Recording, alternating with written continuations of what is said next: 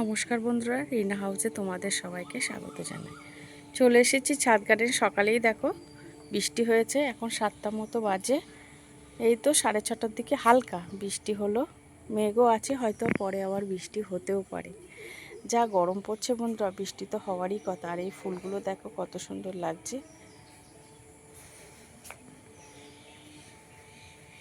আজকে জবা কিন্তু অনেকগুলোই গাছে হয়েছে বন্ধুরা, দেখো সাদা আর পিঙ্ক কালারের জবা বেশ হয়েছে, লালও হয়েছে, আজকে লাল জবা হয়েছে। এই একটা, ওইদিকে একটা, এই কালারটা তো আরো বেশি ভালো লাগে।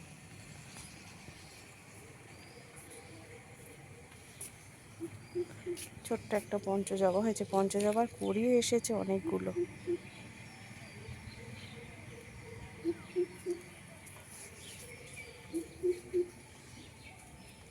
এখানে ক্রিম কালারের মধ্যে আজকে দেখো 3খানা এসেছে ফুল।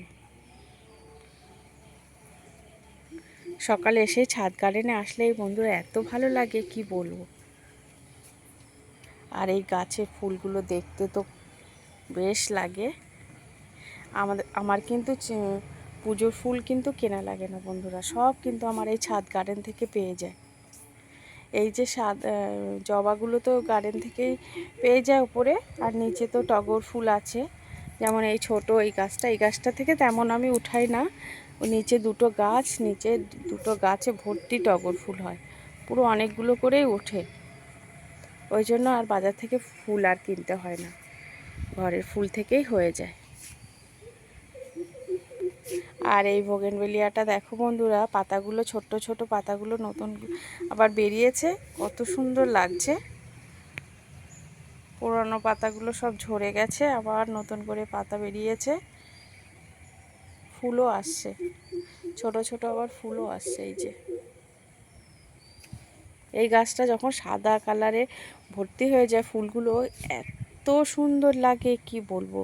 তোমরা তো নিশ্চয়ই দেখেছো, আমার ছাদ গার্ডেনে যখন এসেছো তখন দেখেছো এই বোগেনভেলিয়া গাছটা কিন্তু খুব ভালো লাগে।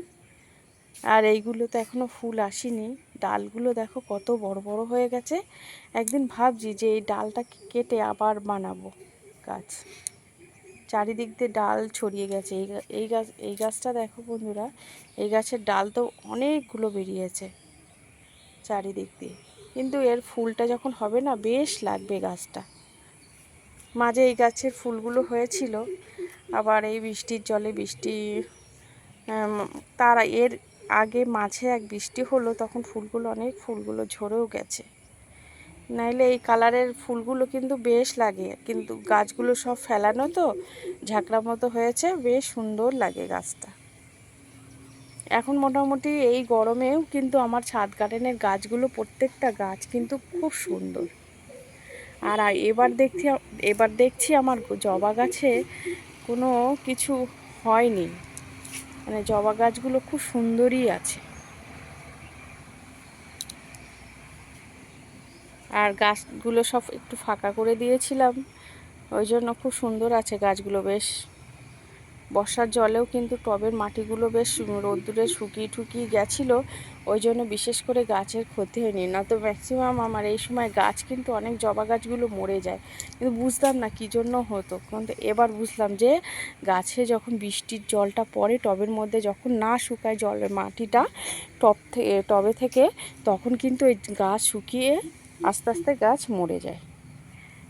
সেই জন্য বর্ষার সময় গাছগুলো একটু ফাঁকা ফাঁকা করে দিলে কিন্তু বেশ হয়, তাহলে কিন্তু গাছগুলো বেশ ভালোই থাকে। ফাঁকা করে দিলে টবে যেই মাটিগুলো কিছু হাওয়া বা রোদ্দুর, হালকা রোদ্দুর হলে একটু শুকালেই তাতেই অনেক। নাইলে এক জায়গায় গাছ থাকলে টবগুলো একসাথে সেটে থাকলে কিন্তু মাটিগুলো শুকায় না, তখন টবের গাছগুলো মারা যায়।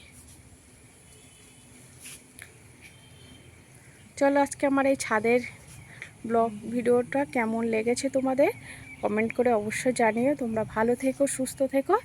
এখানেই শেষ করছি তাহলে, টাটা।